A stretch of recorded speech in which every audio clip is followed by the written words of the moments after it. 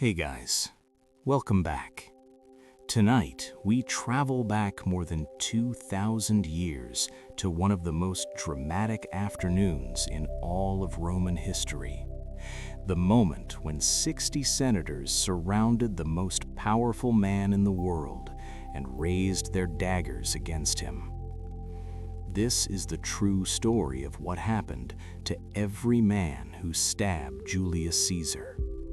Some believed they were saving the Roman Republic. Some believed they were defending liberty. Yet within only a few years, nearly all of them were dead, hunted across the Mediterranean, defeated in desperate battles, were driven to take their own lives as the world they tried to protect collapsed around them. From the marble floors of the Senate chamber on the Ides of March, to the battlefields of Philippi, to distant cities where the last surviving conspirators spent years running from the shadow of Caesar's heir, tonight's journey is a quiet descent into one of history's most fascinating mysteries. How did a group of powerful senators overthrow the most famous ruler in Rome, only to watch an even greater empire rise from the chaos they created? And how did a sickly teenage boy, ignored by almost everyone in that room, grow up to become Augustus, the first emperor of Rome? This is not just a story of betrayal and revenge. It is a slow unfolding of power, ambition, and the strange ways history reshapes the intentions of those who try to control it. In this long and gentle, boring history for sleep, we will walk through the final hours of Julius Caesar, follow the conspirators across the Roman world, and discover how their attempt to save the Republic ultimately gave birth to an empire that would dominate history for centuries. So before you get comfortable, take a gentle moment to like this video and subscribe, but only if these deep sleep history stories help you find peace, sleep better, or simply reflect on our shared journey through time. Now, close your eyes, take a slow breath, and let the noise of the day fade away. The torches of Rome are beginning to dim, the Senate Hall is growing quiet, and somewhere in the distance, the footsteps of history are waiting to guide you gently into the night. Tonight, we begin on a warm afternoon in 44 BC, when 60 men raised their daggers, and the fate of the Roman world changed forever. So imagine being in a room with 60 of your closest allies, and not one of them intends for you to walk out alive. That was Caesar's final morning, though the marble halls of Rome still carried the illusion of loyalty. If you allow your breathing to slow for a moment tonight, you can almost picture the city as it stood in the spring of 44 BC. The sun rising gently over the Forum Romanum, the long shadows of temples stretching across worn stone, merchants opening stalls, senators adjusting the folds of their togas as they made their way toward the Senate meeting. Nothing about that morning seemed extraordinary, yet history would remember it as the morning the Roman Republic took a final breath. By this time, Julius Caesar was no longer simply a victorious general or a popular political figure. He had become something far larger than the institutions that had once governed Rome. After decades of civil war and shifting alliances, Caesar had consolidated power in a way few men in Roman history had ever achieved. The Senate had named him Dictator Perpetuo, dictator for life. His face appeared on Roman coins that circulated across the Mediterranean world. Statues of him stood not merely among statesmen, but among the gods themselves. A month of the Roman calendar had even been renamed in his honor, Julius, the month we still call July. To many citizens, he seemed unstoppable, almost mythic, the man who had crossed the Rubicon and remade Rome through force of will.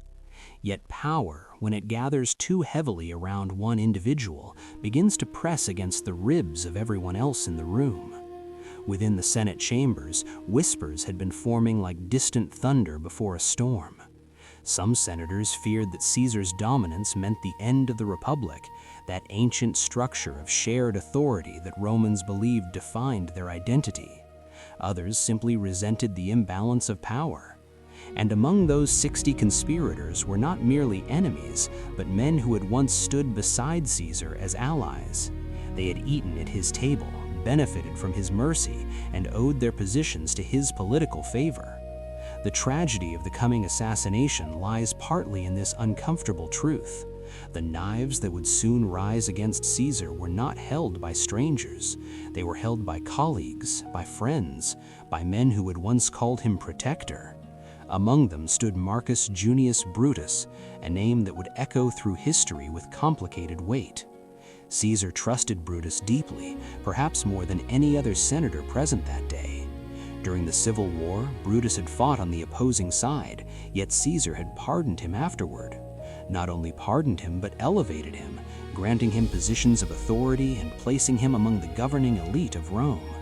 To Caesar, Brutus may have seemed almost like a son, a man whose honor and philosophy reflected the ideals of the Republic. But Brutus had begun to believe something different, something dangerous. He believed Caesar's power threatened Rome itself. Near Brutus stood another conspirator whose motivations were far less philosophical. Gaius Cassius Longinus possessed a sharper and more restless temperament. Cassius had long resented Caesar's authority and the way the balance of Roman politics had tilted in one man's favor. Where Brutus framed the conspiracy as a defense of liberty, Cassius viewed it more simply. He did not wish to live under the rule of another man. And then there were others whose names drift through history like fragments carried by the wind. Decimus Brutus, perhaps the most trusted of Caesar's inner circle. Tullius Cimber, whose role in the assassination plan would soon prove crucial. And Publius Servilius Casca, the senator destined to deliver the first awkward blow. Each man brought his own mixture of fear, ambition, ideology, and resentment into that quiet agreement that formed within the Senate corridors. Together, they became 60 shadows moving slowly toward one irreversible moment. If you are still listening, let the sound of these ancient names drift through your thoughts the way distant echoes move through an empty hall. There is no need to hurry the story. Tonight, we follow it slowly, the way historians often do, step by quiet step. Because before the violence of the Julius Caesar assassination, before the famous betrayal in the Roman Senate, there existed something else entirely. There was trust, and in the gentle stillness of that Roman morning, Caesar walked unknowingly among the very men who had already decided that Rome could only survive if he did not. The morning of the Ides of March began quietly, almost gently, as though Rome itself had decided to whisper rather than speak. The city had known countless mornings before this one, mornings filled with merchants arranging goods beneath the porticos of the Forum, soldiers returning from patrol, senators drifting through narrow streets toward their duties. Yet something about this morning carried a subtle weight, a stillness that later historians would read into the story like a faint echo left behind by fate. For Julius Caesar, the day almost unfolded differently. He had not planned to attend the Senate meeting at all. During the night, his wife, Calpurnia, had been troubled by a dream so vivid it left her shaken even after waking. In her dream, she saw the statue of Caesar pouring blood as though it were a fountain, while Romans washed their hands in the crimson flow. She woke in the darkness, convinced that the dream was a warning. When dawn arrived, she pleaded with him not to leave the house. Rome, after all, had never been a city free from omens. The ancient religion of the Romans paid close attention to signs, and the household priests who examined sacrificial offerings that morning found the entrails of the animals strangely malformed. They warned that the signs were unfavorable.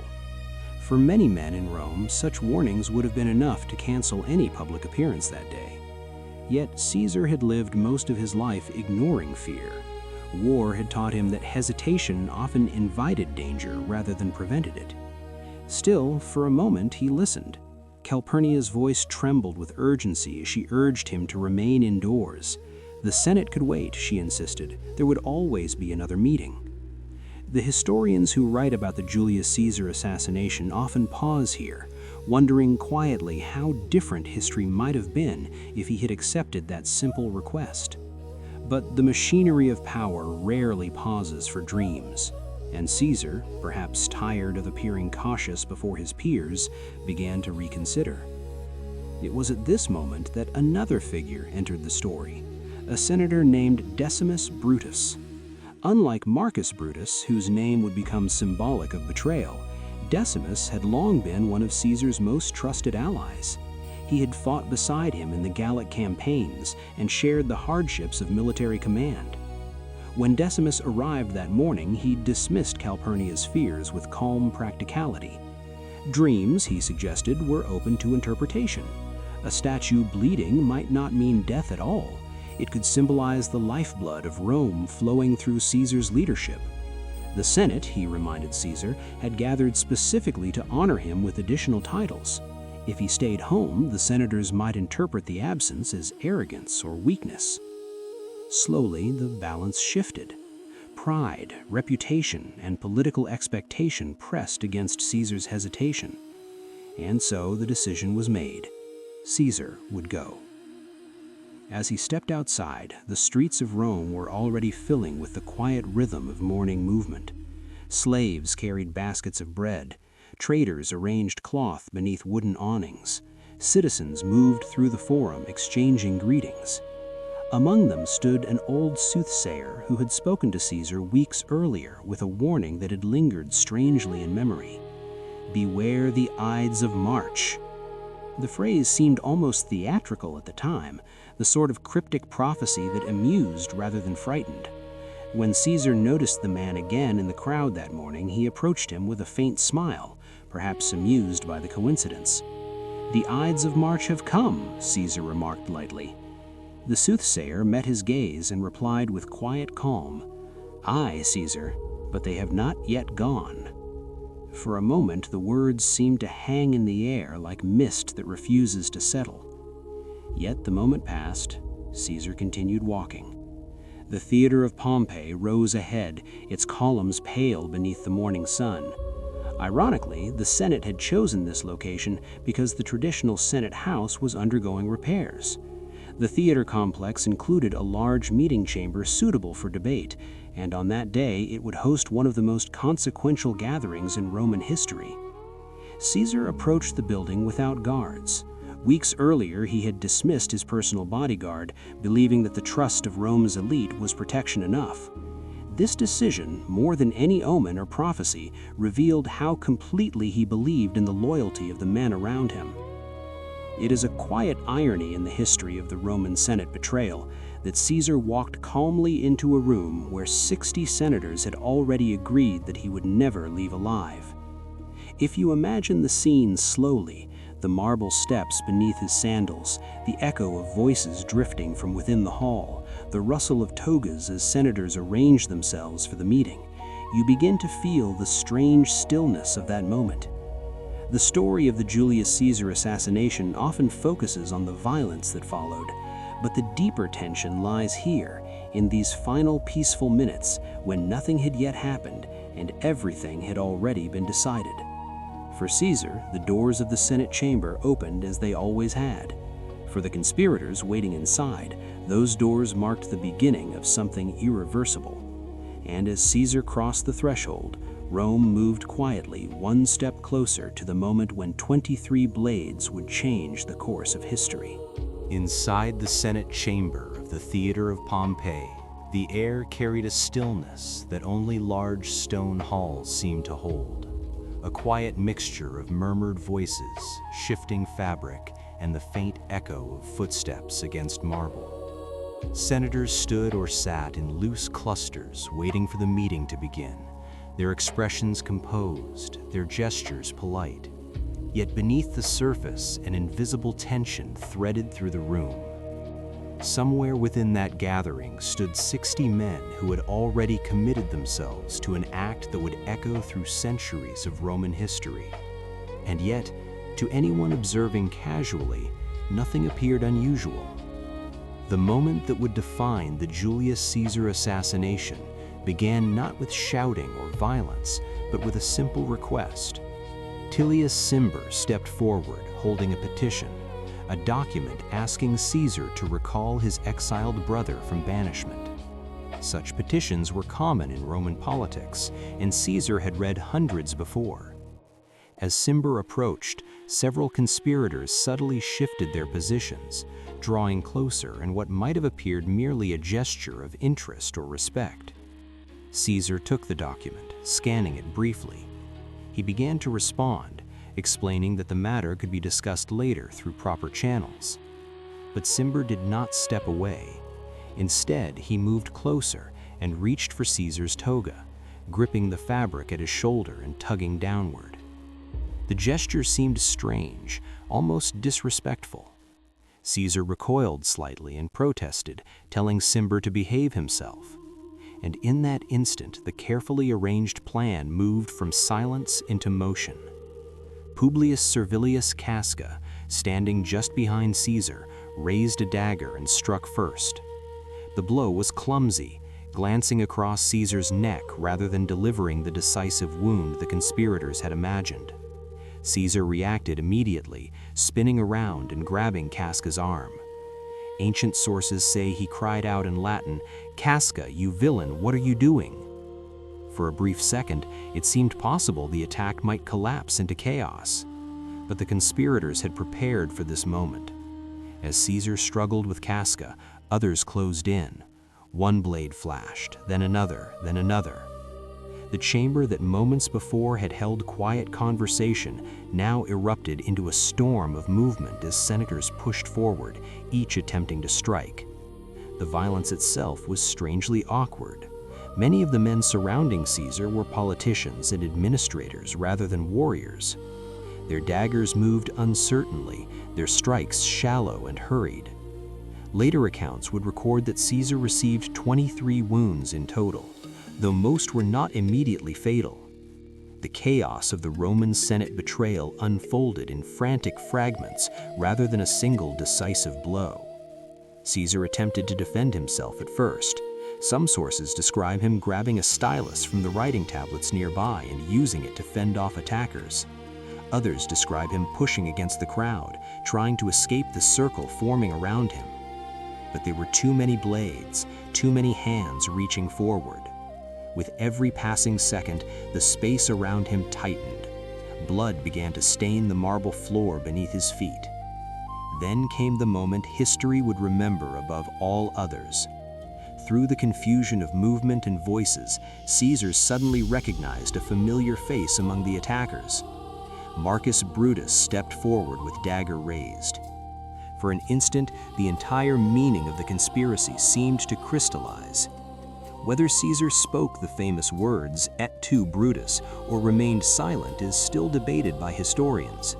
Some ancient writers suggest he said nothing at all, that he simply looked at Brutus and understood. In that understanding, something changed. Caesar stopped resisting. Slowly, he pulled the folds of his toga up toward his face, perhaps to preserve dignity even in death, perhaps to hide the shock that had finally reached him. The blades continued to fall for a few seconds longer, and then the greatest man in Rome collapsed at the base of a statue. The statue belonged to Pompey, the rival general whom Caesar had defeated years earlier during the Civil War. The irony would not be lost on later generations. The conqueror of Pompeii now lay dying beneath Pompey's stone likeness. Blood spread across the marble floor, pooling quietly in the grooves of the ancient tiles. The senators stepped back, breathing hard, their daggers dark with what they believed was the salvation of the Roman Republic. Yet the room did not erupt into celebration. There was no triumphant cry, no applause, no immediate declaration of liberty restored. Instead, there was something far stranger: silence. If you allow your breathing to slow with the rhythm of this story, you can almost feel that silence settling across the Senate chamber. In and out. The violence that changed Rome happened in seconds, but its echo would travel through centuries. Tonight we move gently through those echoes, the way history often asks us to, not rushing the moment, but letting it fade gradually into the quiet distance of time. For a few heartbeats after the final blade fell, no one moved. The Senate chamber, which only moments earlier had erupted in frantic violence, now seemed strangely hollow, as though the very walls were absorbing the shock of what had just occurred. Julius Caesar lay motionless on the marble floor beneath the statue of Pompey, the folds of his toga slowly darkening as the blood spread outward in quiet lines. Around him stood the men who had carried out the Roman Senate betrayal, their hands trembling slightly, their daggers still raised as if unsure whether the moment had truly ended. History often imagines conspiracies ending in triumph, but the Julius Caesar assassination did not unfold that way. There were no cheers in that room, no immediate proclamation that the Republic had been saved. Instead, there was confusion, hesitation, and an uncomfortable awareness that something irreversible had happened. The conspirators had spent months planning how to kill Caesar, but they had spent almost no time planning what would happen afterward. One by one, they stepped away from the body, their eyes scanning the chamber as though expecting approval that never came. A few senators who had not participated in the plot rushed toward the doors in panic, while others simply stared in stunned disbelief. Outside the chamber, the noise of Rome continued for a moment longer, unaware that the most powerful man in the city had just died. But news moves quickly through stone corridors. Soon whispers began spreading through the theater of Pompey, slipping past guards and attendants, drifting out into the Forum Romanum like ripples across water. "Caesar is dead." The words moved from mouth to mouth, quiet at first, then louder, then everywhere. The conspirators emerged into the sunlight, believing, at least briefly, that they would be greeted as liberators. Brutus especially seemed to believe this. To him, the assassination was not merely a political act, but a moral duty. He imagined that once the people understood Caesar's ambitions, they would celebrate the men who would preserve the Republic. But Rome did not respond that way. The city did something far more unsettling. It fell silent. Doors closed along narrow streets. Shopkeepers pulled down their shutters. Conversations stopped mid-sentence. The Forum, normally alive with argument and trade, began to empty as citizens drifted away toward their homes. No crowd gathered to cheer the assassins. No banners appeared proclaiming freedom restored. Instead, there was a spreading unease, a sense that something dangerous had begun rather than ended. Brutus attempted to address the people. Standing on the steps of the Capitol, he spoke about liberty and the ancient traditions of the Republic. He explained that Caesar's death had been necessary, that Rome could not survive under the rule of a single man. His voice carried across the square, calm and deliberate, the words carefully chosen. And yet the reaction was polite rather than passionate. Some citizens listened quietly, others nodded uncertainly. Many simply turned and walked away. The conspirators had expected celebration. What they encountered instead was hesitation. In another part of the city, events were already beginning to move in directions none of the assassins had predicted. In Caesar's residence, a document was being opened and read carefully by a man who had remained conspicuously absent from the Senate that morning. His name was Marcus Antonius, known to history as Mark Antony, Caesar's loyal ally and fellow commander. Antony had narrowly escaped the assassination because the conspirators feared that killing too many leaders at once might provoke chaos. They intended Caesar to be the only victim. But now, Antony held the dictator's will in his hands, and what he read inside that document would soon change the emotional landscape of Rome entirely. Caesar had left 75 denarii to every Roman citizen. He had gifted his private gardens along the Tiber to the public. And most importantly, he had named a young relative as his adopted son and heir. That young man was Gaius Octavius, a 19-year-old studying far from Rome at the time. Quiet, sickly, and largely unknown to the public, Octavius did not look like the future of an empire. Yet history has a curious way of lifting unexpected figures into the center of events. The conspirators believed they had eliminated a tyrant. What they had actually created was something far more powerful than a living ruler. They had created a martyr. And somewhere beyond the horizon of that tense Roman evening, a young heir had just inherited the legacy of the most famous assassination in history. If you allow the rhythm of the story to slow again tonight, imagine Rome at dusk on that same day. The Forum quieter than usual, the Senate chamber empty except for dark stains across marble tiles, citizens whispering in doorways, unsure what tomorrow might bring. Because the death of Julius Caesar did not restore peace, it opened the door to something else entirely. And in the shadows of that uncertain future, the men who raised their daggers would soon discover that the story of the Julius Caesar assassination was far from finished. In fact, the real consequences had only just begun. Mark Antony did not need a sword to destroy the assassins. He only needed a funeral and Caesar's blood-stained toga. In the days after the Julius Caesar assassination, Rome existed in a strange and fragile calm, like the stillness that settles over the sea just before a storm begins to rise. The conspirators believed they had saved the Republic, yet they moved through the streets cautiously, uncertain of how the people truly felt about what had happened. Caesar's body lay prepared for burial, and the Senate, perhaps thinking it a gesture of reconciliation, agreed that a public funeral should take place in the Forum Romanum.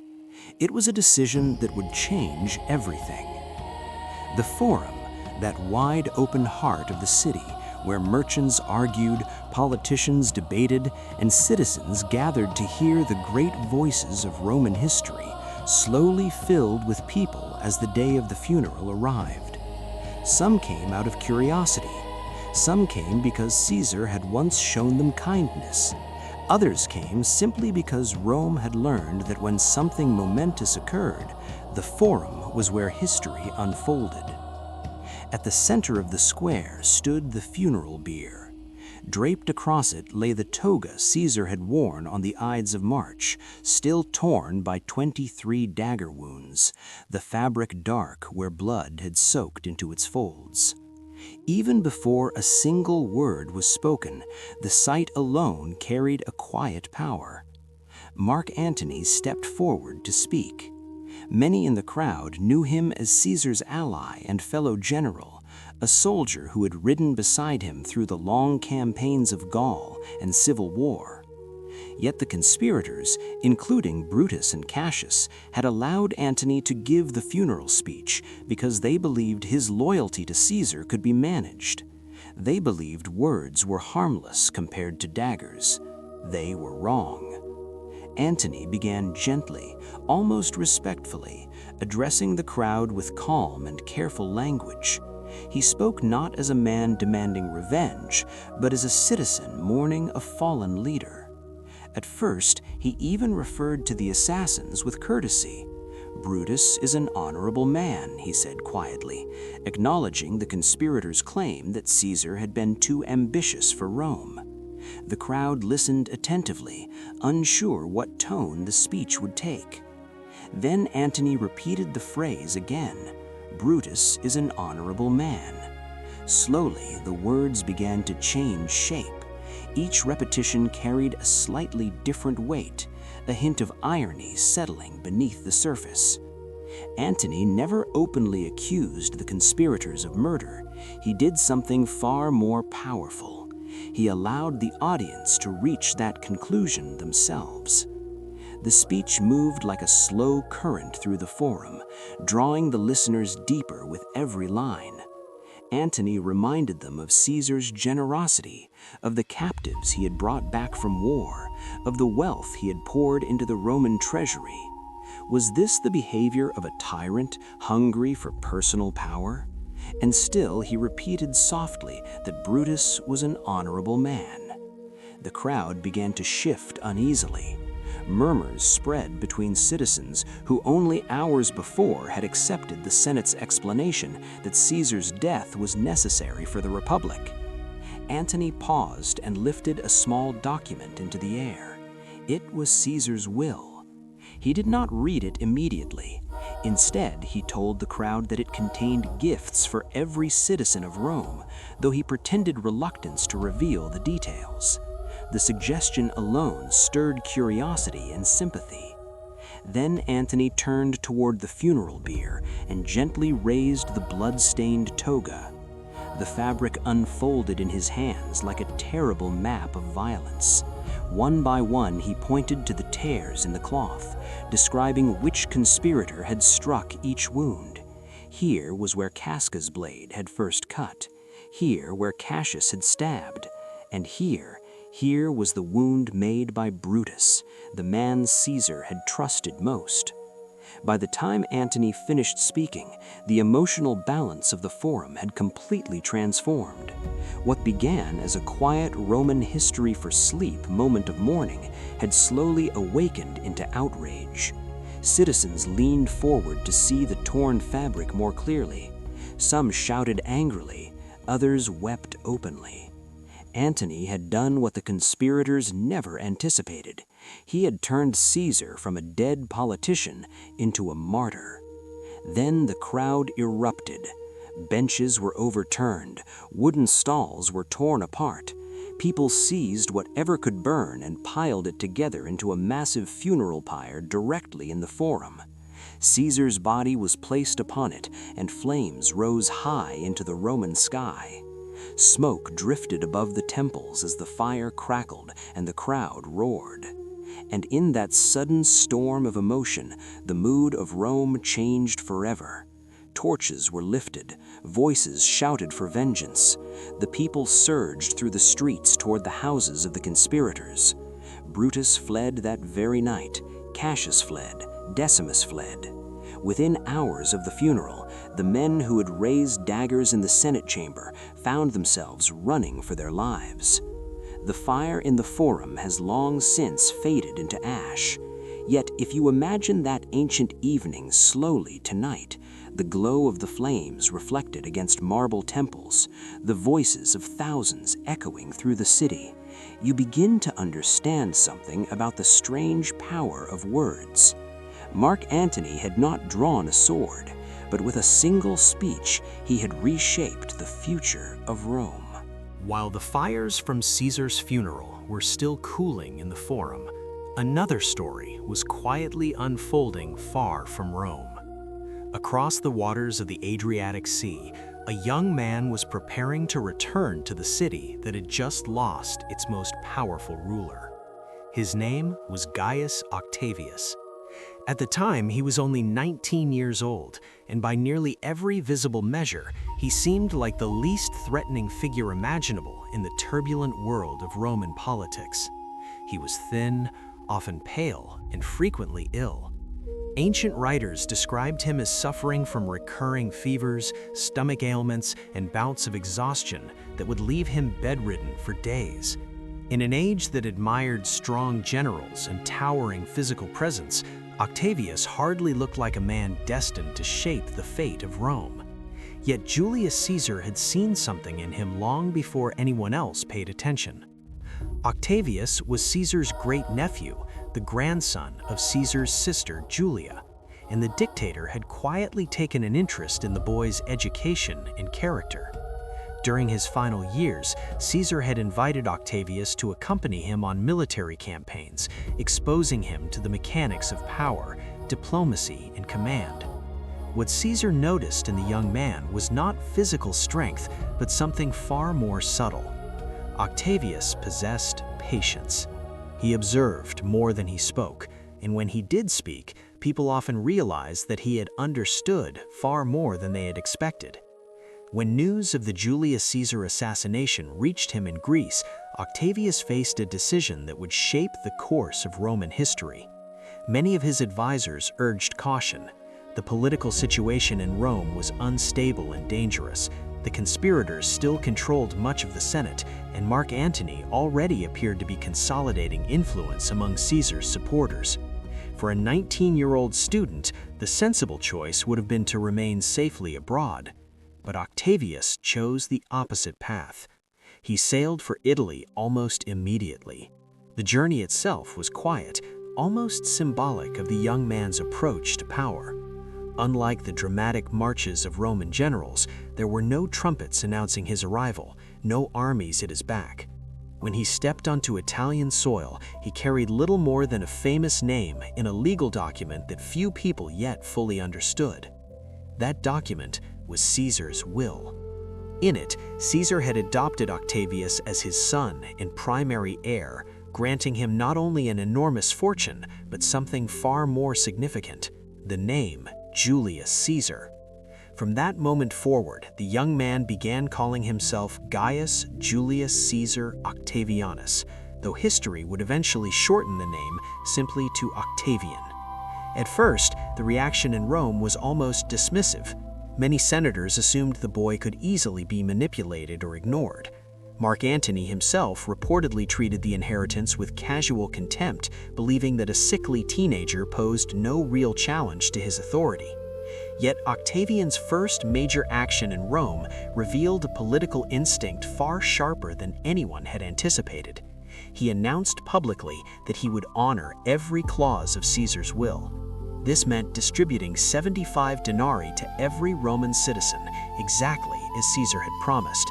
The payment required enormous sums of money, and much of Caesar's wealth had already been absorbed or spent by others in the chaotic days after the assassination. Rather than delay or argue about the details, Octavian used his own inheritance and borrowed funds to ensure the payments were made. The gesture transformed his reputation almost overnight. Thousands of ordinary Romans who had mourned Caesar now associated the young heir with generosity and loyalty. In their eyes, the boy had fulfilled the final promise of a murdered leader. At the same time, the act quietly placed Mark Antony in an uncomfortable position. Antony had been controlling Caesar's estate and using its resources to strengthen his own political alliances. Now, the public comparison was unavoidable. The young heir appeared dutiful and honorable, while Antony looked increasingly like a man spending Caesar's legacy for personal gain. In the delicate balance of Roman public opinion, that difference mattered enormously. Slowly, almost imperceptibly, power began shifting again within the city. The assassins who had hoped to restore the Republic suddenly faced a far more complicated reality. Caesar was gone, yet two new figures were rising from the ashes of his death. One was Mark Antony, the experienced general whose speech had ignited Rome's anger. The other was the quiet young heir whose calm determination was beginning to attract the loyalty of the people, and neither man had any intention of forgiving those responsible for the assassination. If you imagine Rome during those weeks, the city feels less like a stable republic and more like a landscape slowly preparing for another storm. The Senate debated endlessly, citizens argued in the Forum, soldiers whispered about which leader they might follow if war returned, and somewhere within that restless atmosphere, the young Octavian was carefully building something that would one day reshape the entire Roman world. The conspirators who had plunged their daggers into Caesar believed the story of the assassination had ended with the dictator's death. What they failed to understand was that Caesar's legacy had not died with him. It had simply changed form. And now, in the hands of a quiet 19-year-old, that legacy was beginning to move. By the year 43 BC, Rome had drifted far from the quiet hopes that the conspirators once imagined on the morning of the Ides of March. The republic they believed they had rescued was now trembling under the weight of uncertainty, rival ambitions, and the memory of a murdered dictator whose shadow still stretched across every political decision. In that uneasy atmosphere, three men came together to shape the next chapter of Roman history. Mark Antony, Octavian, and Marcus Lepidus formed an alliance that historians would later call the Second Triumvirate. Unlike earlier informal power arrangements in Rome, this one carried legal authority. The Senate, frightened and eager to restore stability, granted them extraordinary powers to reorganize the state and defend the Republic. Yet the words used in the decree masked a far darker intention. Their first action was not restoration, it was elimination. The new rulers understood that controlling Rome required money, loyalty, and above all, the removal of enemies. To achieve this, they revived a brutal practice that had haunted Roman politics before, the proscription lists. These lists contained the names of men officially declared enemies of the state. Once a name appeared there, the consequences were immediate and absolute. The individual lost all legal protection, his property was confiscated by the state, and anyone who killed him could claim a reward. In theory, the policy targeted dangerous political opponents. In reality, it quickly became something much broader. Wealthy citizens whose fortunes could fund armies found themselves listed alongside political rivals. Senators who had once spoken against Antony or Octavian suddenly discovered that their lives had been reduced to a line of ink on a public document. The lists grew longer with each passing day. Each triumvir added names according to his own calculations. Antony included men who had supported the assassins of Caesar. Lepidus contributed names to secure his own influence. Octavian, still astonishingly young for a leader wielding such power, participated as well. Ancient sources describe how even family ties offered little protection during this grim negotiation. One triumvir might sacrifice a relative in exchange for the removal of another enemy. In this way, the alliance revealed a chilling truth about Roman politics in this era. Personal loyalty could be traded like currency. Among the many names eventually written onto the proscription lists, one stood out more painfully than the rest. Marcus Tullius Cicero, the greatest orator Rome had ever known, became a target. Cicero had long defended the traditions of the Republic with speeches that resonated through the Senate and the Forum alike. His voice had guided Rome through political crises for decades. But Cicero had also openly criticized Mark Antony, warning that the general's ambitions threatened the state. When Antony saw an opportunity to silence his most eloquent opponent, Cicero's name appeared on the list. The old statesman attempted to flee Rome, hoping to reach the coast and sail to safety. Yet the machinery of the proscription lists was relentless. Soldiers soon discovered his location as he was being carried in a litter along a rural road. According to ancient accounts, Cicero did not resist when the soldiers approached. Instead, he ordered his servants to set the litter down. Drawing aside the curtain, he exposed his neck and spoke calmly to the centurion who had come to execute him. "There is nothing proper about what you are doing, soldier," he reportedly said, "but try at least to kill me properly." With that quiet dignity, the greatest voice of the Roman Republic fell silent forever. His head and hands were taken back to Rome as proof of the deed.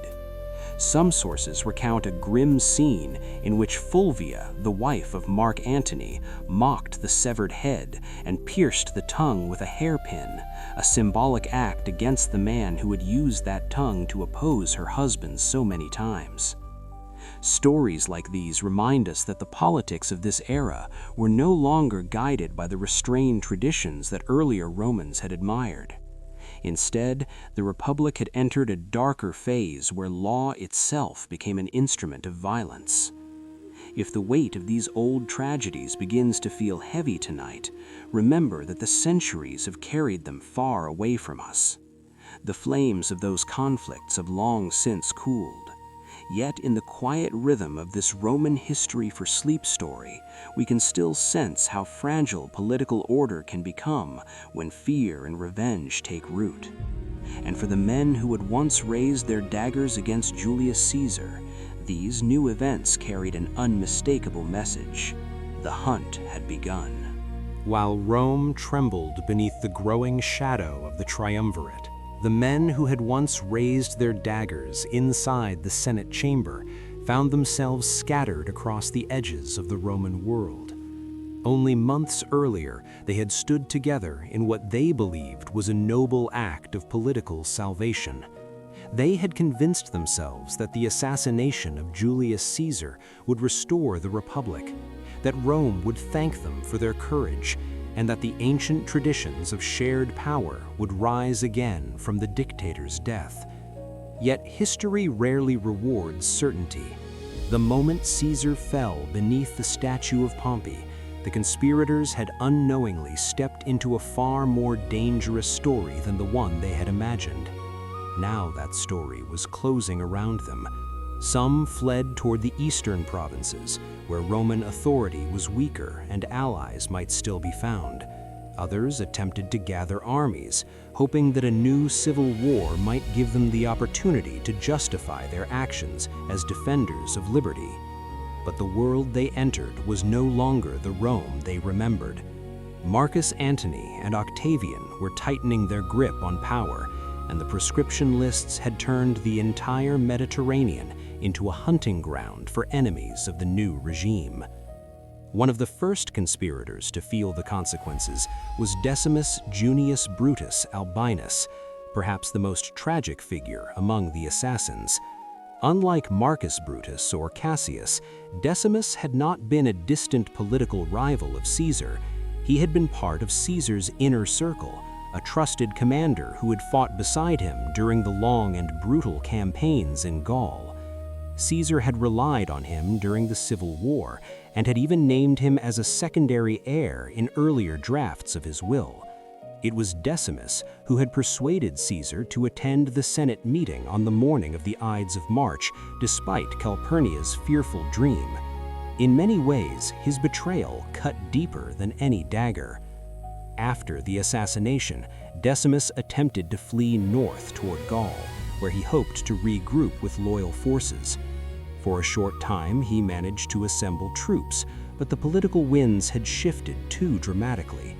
As news spread that Antony and Octavian were consolidating control of Rome, soldiers began abandoning Decimus one by one.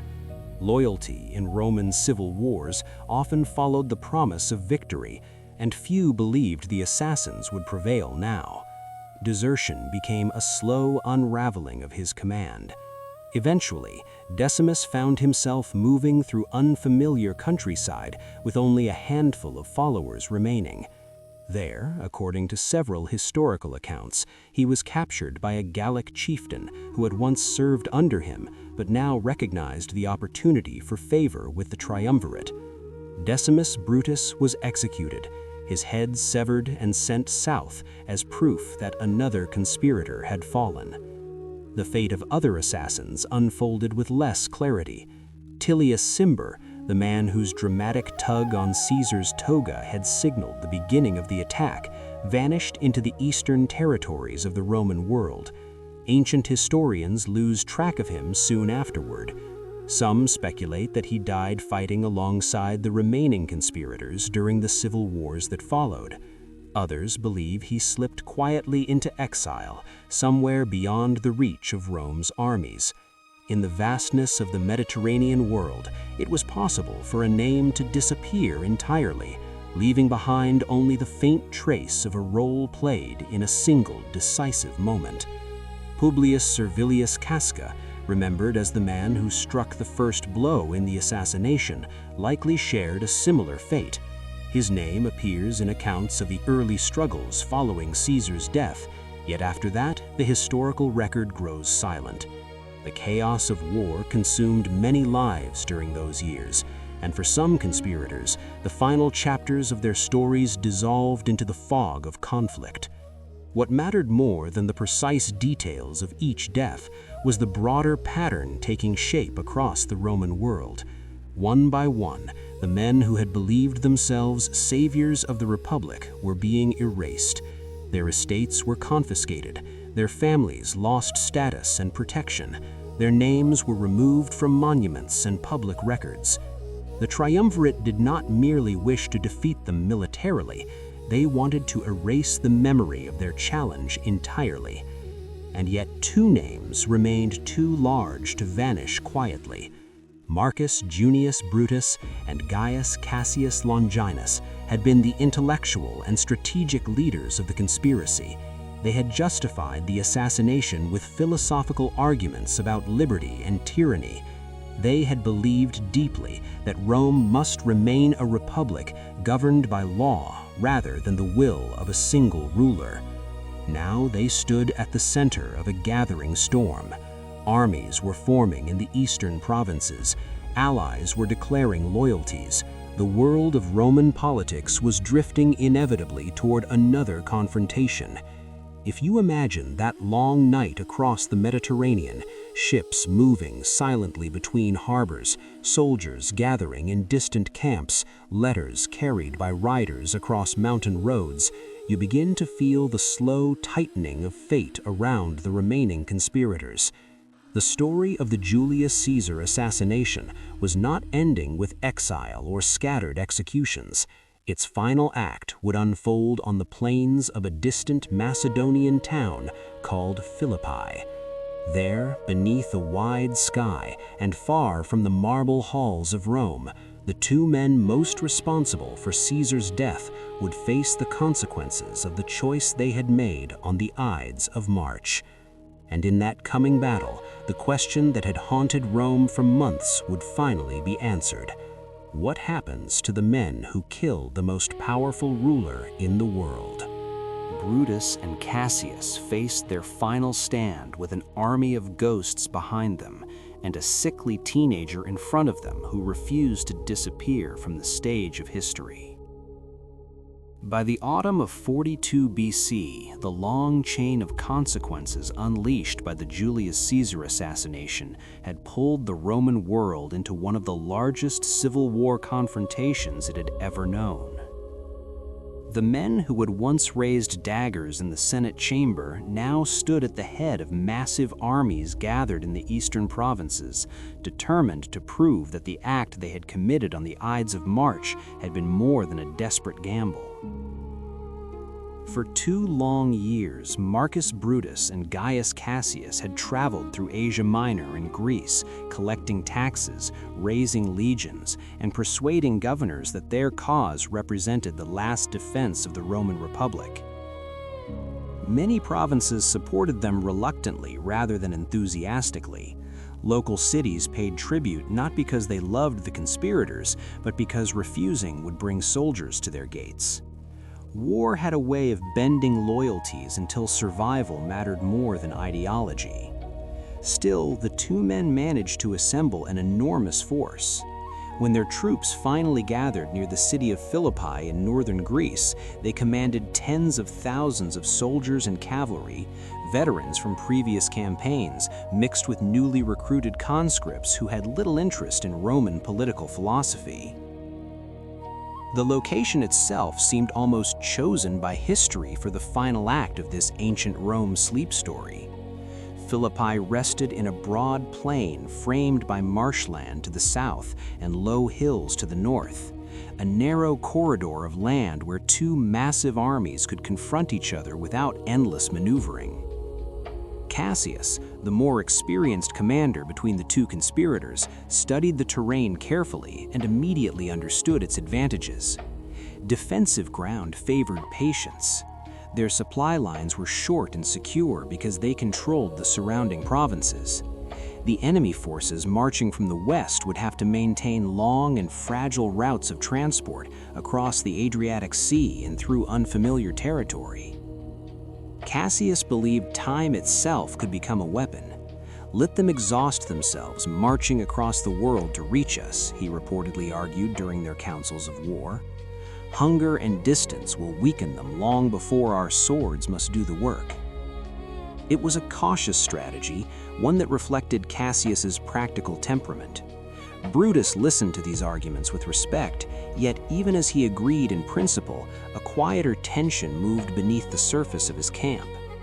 Many of his soldiers were impatient. They had not marched across half the Mediterranean simply to sit and wait while their enemies grew stronger in reputation. Rumors drifted through the ranks each night. Some claimed Antony's legions were unstoppable. Others whispered that Octavian carried the spirit of Julius Caesar with him, that the dictator's name itself gave power to the armies marching under it. Across the plain from the conspirators' encampment, the forces of Mark Antony and Octavian were indeed assembling. Their army was roughly equal in size, perhaps close to 100,000 soldiers when both sides were counted together, making the coming confrontation one of the largest battles ever fought between Roman citizens. Antony commanded the left wing with the confidence of a veteran general who had spent much of his life in the chaos of war. He was bold, aggressive, and instinctive in battle, the kind of leader who thrived on decisive action. Octavian, however, presented a very different image. The young heir of Caesar arrived at Philippi in fragile health. Ancient accounts describe him suffering from illness so severe that he had to be carried to the battlefield in a litter. Some stories even claim that during the opening stages of the conflict, he sheltered briefly in marshland while his commanders organized the army around him. Yet his physical weakness mattered far less than the name he carried. Octavian was not merely a young nobleman, he was Julius Caesar's adopted son, the living continuation of a legacy that millions of Romans still revered. For the soldiers who marched beneath his banners, that name carried immense symbolic power. Antony understood this perfectly. He did not need Octavian to fight like a legendary hero. He only needed him to stand there as the embodiment of Caesar's memory. And so, the stage was set. Two enormous Roman armies faced each other across the quiet plain near Philippi. Veterans sharpened their swords. Officers studied maps beneath flickering lamplight. Messengers rode between camps carrying last-minute instructions. If you imagine the scene slowly tonight, you can almost feel the tension of that waiting. The night air moving gently through the tents, the distant murmur of thousands of soldiers preparing for the morning, the quiet awareness shared by both sides that only one version of Rome would survive what was about to begin. The First Battle of Philippi began not with a single trumpet call, but with a slow unraveling of tension that had been building across the plain for weeks. Dawn crept quietly over the marshes south of the battlefield, turning the mist into pale ribbons of light, while thousands of Roman soldiers prepared themselves for what they sensed would be a decisive moment in the long story of the Republic's fall. Armor buckles were tightened, shields lifted, standards raised against the early morning wind. From a distance, the two armies seemed almost like reflections of each other, lines of iron and crimson stretching across the dusty ground, each side filled with men who had once fought together under the same banners. This strange reality defined the tragedy of Rome's civil wars. It was not a battle against foreign enemies. It was brother against brother, legion against legion, Roman against Roman. Mark Antony moved first. True to his instinctive and aggressive nature, he launched a sudden attack against the forces commanded by Cassius. The assault came with startling speed, catching Cassius's soldiers before they could fully organize their defensive positions. Antony's legions pushed forward through the dust and noise, their advance relentless. Shields collided, pylons arced through the air. The camp of Cassius was soon overwhelmed in a chaotic surge of soldiers fighting among tents, supply wagons, and burning equipment. To observers standing on the surrounding hills, it appeared that Antony's wing had already achieved victory. Yet on the opposite side of the battlefield, something very different was unfolding. Brutus, commanding the other half of the conspirators' army, launched his own attack almost simultaneously against the forces aligned with Octavian. His soldiers charged with fierce determination, driving deep into Octavian's lines and scattering parts of the young commander's army in confusion. Some ancient accounts claim Octavian himself narrowly escaped capture when his tent was overrun. Whether or not that detail is true, the effect was undeniable. Brutus's forces surged forward and captured parts of the enemy camp, sending Octavian's troops retreating across the field. For a brief moment, the impossible seemed to occur.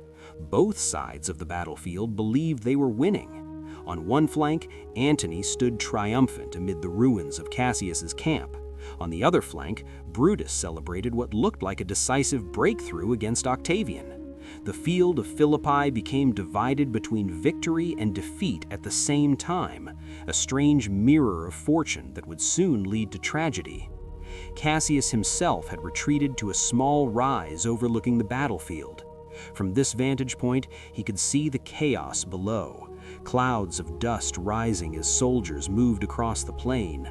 The noise of battle carried faintly to his ears, the distant roar of thousands of men clashing steel against steel. But distance can distort reality, and what Cassius saw was incomplete. As he watched the shifting movements of troops, he noticed a large group of horsemen riding toward his position through a haze of dust. Unsure of their identity, he sent one of his officers to ride out and investigate. The messenger galloped away across the hillside while Cassius waited anxiously for news. Minutes passed, perhaps only a few, yet in the mind of a commander whose camp had just fallen and whose army appeared scattered, those minutes stretched painfully long. Cassius had always possessed a darker temperament than Brutus.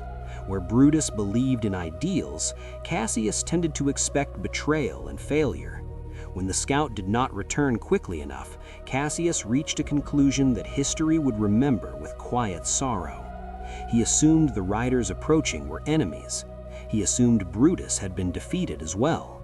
In that moment, Cassius believed the entire cause of the conspirators had collapsed. The republic they thought they had saved with Caesar's death now seemed completely lost. Standing there on the hillside, he turned to his freedman, Pindarus, a man who had served him faithfully for years. Ancient writers record his words in several forms, but their meaning is clear. "Cover my face," he told him, "and do what must be done." Pindarus hesitated only briefly. Loyalty in the Roman world could demand terrible obedience. Following his master's command, he drew the sword and carried out the act Cassius had ordered. Thus, Cassius, one of the principal architects of the Julius Caesar assassination, died not in the clash of battle, but by his own command on a quiet hillside above Philippi. Only later did the truth emerge. The horsemen approaching had not been enemies at all. They were soldiers from Brutus's victorious wing, riding to inform Cassius that their side of the battle had succeeded. If Cassius had waited only a little longer, perhaps 20 minutes, he would have learned that the day was not yet lost. Instead, a misunderstanding of dust on the horizon sealed his fate. When Brutus eventually discovered the body of his friend and ally, he was overcome with grief. According to Plutarch, he called Cassius the last of the Romans, a phrase heavy with meaning. Whether Brutus truly believed that or simply felt the weight of the moment, the words captured something profound about the fading dream of the Republic. And now, if you allow the dust of Philippi to settle in your imagination, the clash of swords begins to fade. The soldiers who fought there have long since laid down their arms.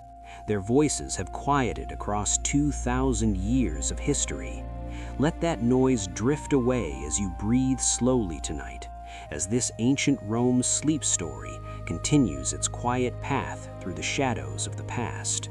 3 weeks passed after the first clash at Philippi, and during those quiet, uneasy days, the Roman world seemed to hold its breath. The battlefield that had erupted in dust and blood slowly settled back into a strange stillness. Broken weapons lay scattered across the plain, abandoned shields half buried in mud, and the faint smoke of funeral pyres drifted toward the hills as soldiers on both sides buried the dead. For Brutus, the silence was heavier than the battle itself. Cassius was gone, taken not by an enemy blade, but by a tragic misunderstanding on a dusty hillside. The man who had first whispered the idea of removing Julius Caesar from power, the mind behind much of the conspiracy, was no longer there to advise him. Brutus now carried the entire weight of the remaining cause alone. And yet, the situation was not entirely hopeless. Strategically, Brutus still held a strong position. His army remained largely intact, and his camps were secure on elevated ground. Across the plain, the forces of Antony and Octavian were beginning to feel the strain of their long campaign. Supplies were growing scarce. Grain shipments arrived irregularly. The marshes surrounding Philippi made large-scale movement difficult, and the approaching autumn weather threatened to complicate matters further. In purely military terms, patience might have saved Brutus. If he waited long enough, hunger and fatigue could weaken his enemies without another major battle. It was exactly the strategy Cassius had urged before his death. But Brutus was not Cassius. He was a philosopher shaped by Stoic ideals, a man who believed deeply in honor, virtue, and the moral clarity of decisive action. Waiting felt like weakness to many of his officers, and their impatience slowly spread to the ranks of the army. Each passing day brought whispers of desertion. Some soldiers wondered whether the gods had already chosen the victors. Others feared that Antony's reputation as a brilliant battlefield commander would eventually crush them if they hesitated too long. Morale began to erode in subtle ways, like sand slipping quietly through open fingers. Brutus sensed this change. He saw it in the eyes of his officers, in the restless conversations among the soldiers at night, in the way the campfires burned lower each evening. Eventually, he made a decision that historians would debate for centuries.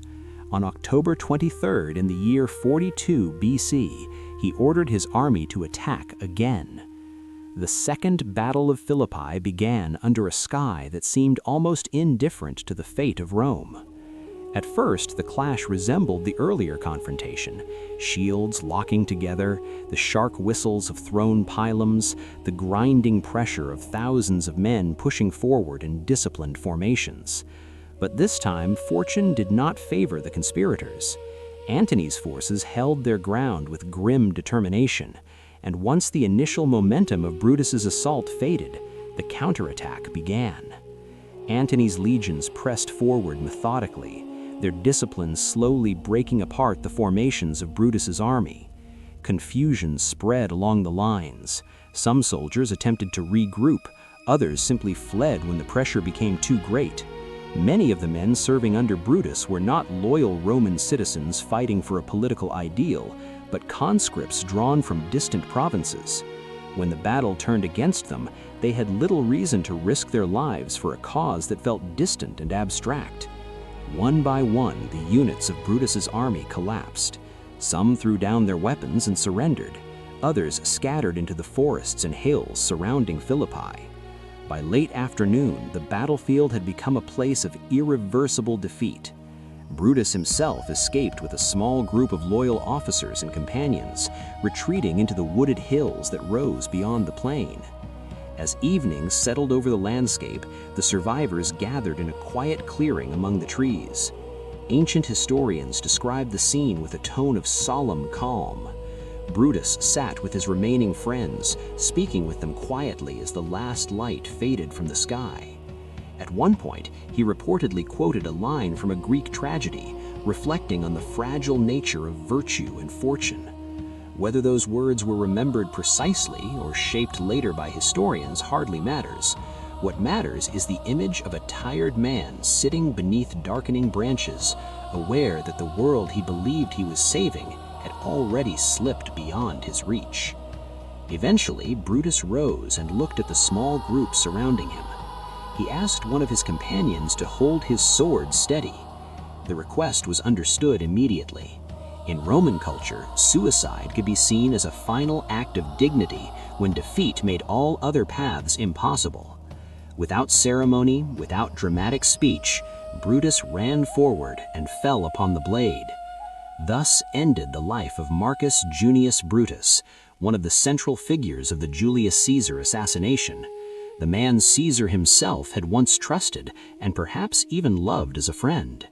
He died far from Rome in a quiet forest clearing in Greece at the age of 43. When news reached Mark Antony, he responded in a way that surprised many observers. Antony ordered that Brutus's body be treated with honor. According to historical accounts, he covered the corpse with his own purple cloak and arranged a proper cremation. Whatever Antony's political ambitions, he understood that the death of Brutus marked the end of something larger than a battle. The Roman Republic had not truly died when Caesar fell beneath 23 daggers in the Senate chamber.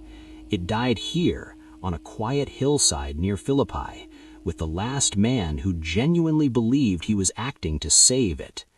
And now, as this ancient Rome sleep story continues into the quiet after the battle, the clash of armies fades into distant memory, leaving only the long echo of choices made by men who believed they were shaping the destiny of Rome. When the dust of Philippi finally settled, the fate of the conspirators who had once surrounded Julius Caesar in the Senate chamber was no longer uncertain. The battle had not merely defeated an army, it had erased the last organized resistance against the rising power that would soon become the Roman Empire. For those who had taken part in the assassination, the months and years that followed unfolded like the slow closing of a long and inevitable chapter. Some died quickly, others lingered in exile or hiding, but one by one the men who had lifted their daggers against Caesar disappeared from history. In the Roman world after Philippi, mercy was rarely offered to political enemies. Mark Antony and Octavian understood that survival required not only victory, but also the removal of every potential rival who might claim legitimacy from the past. Their agents and soldiers spread across the Mediterranean, following rumors, letters, and fragments of intelligence, quietly tracking down the scattered remnants of the conspiracy. Quintus Ligarius was among those whose fate carried a bitter irony. Years earlier, he had stood accused before Julius Caesar himself, and it was Brutus who had personally pleaded for his pardon. Caesar had granted that mercy, sparing Ligarius's life. Yet loyalty to Brutus later drew him into the conspiracy, and after Philippi, that same loyalty sealed his end. Ligarius was eventually found and killed as the victors eliminated the remaining supporters of the fallen cause. His story, like many others, illustrates the strange cycle of mercy and consequence that shaped the last years of the Republic. Another conspirator, Gaius Trebonius, met a fate that ancient historians described with a tone of grim brutality. Trebonius had played a small but crucial role on the Ides of March by distracting Mark Antony outside the Senate House, preventing him from intervening while Caesar was attacked inside. After the assassination, Trebonius fled east, hoping distance might protect him from the storm that followed. But the storm eventually reached him. Captured in Asia Minor, he was executed by soldiers loyal to the triumvirs. According to several accounts, his severed head was treated with cruel mockery, kicked through the streets of Smyrna as a warning to anyone who still imagined resistance. In the harsh logic of Roman civil war, such spectacles were not uncommon. They were meant to demonstrate that history had chosen its victors.